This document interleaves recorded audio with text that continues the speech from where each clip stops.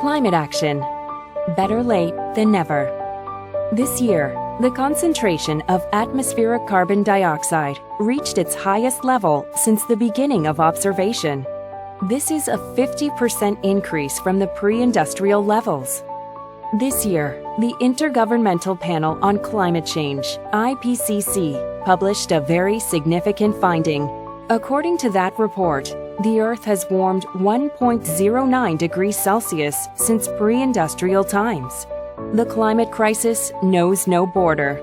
The Republic of Korea proposed that the UN adopt the International Day of Clean Air for Blue Skies on September 7th and urged global cooperation.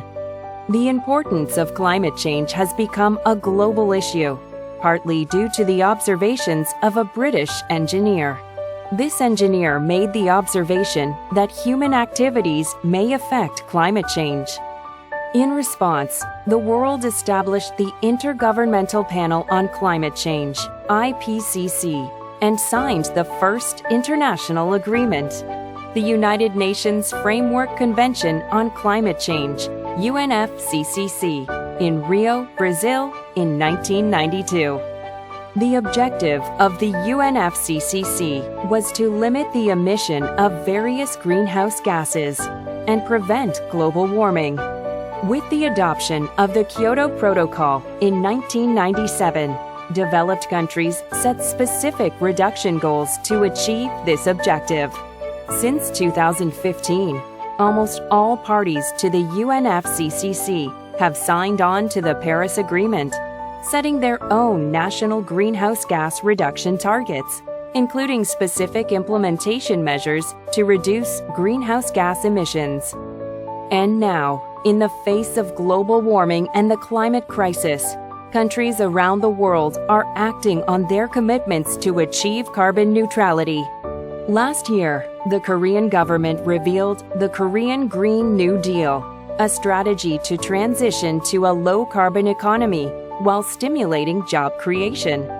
Korea also submitted its long-term low greenhouse gas emission development strategies to the UN and pledged to become carbon neutral by 2050. With strong political will to achieve carbon neutrality, the Korean government announced an updated national greenhouse gas target to reduce 40% by 2030 for its nationally determined contribution, NDC, at the 26th UN Climate Change Conference of the Parties, COP26.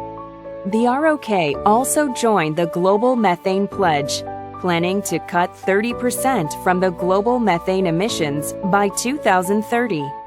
Having grown from a developing country to an advanced economy through rapid industrialization, Korea actively serves as a bridge between the advanced and the developing countries in the global climate response.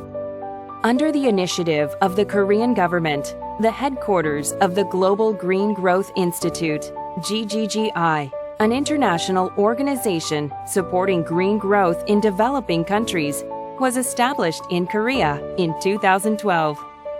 Furthermore, Korea hosted the Climate Technology Center and Network, CTCN's Partnership and Liaison Office, and the headquarters of the Global Climate Fund, GCF, the world's largest climate fund. Through public and private cooperation, Korea successfully hosted the P4G Seoul Summit, where world leaders discussed inclusive green recovery towards carbon neutrality. Through these practices, Korea has shown the international community its commitment to supporting green recovery in the developing countries and to implementing enhanced climate and environmental protection measures to realize carbon neutrality. 2021 marks the first year for implementing the Paris Agreement adopted by the international community. At COP26 in Glasgow, UK, in 2021, the Glasgow Climate Pact was adopted, reaffirming the world's commitment to achieving the goal to limit the average global temperature's increase to 1.5 degrees Celsius.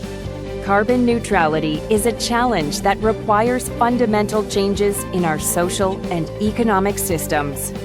Korea is working shoulder to shoulder with countries around the world to accelerate the transformation that will save lives and usher in a better future. Now is the time to start global climate action for the sake of the future generation and all of us. Better late than never.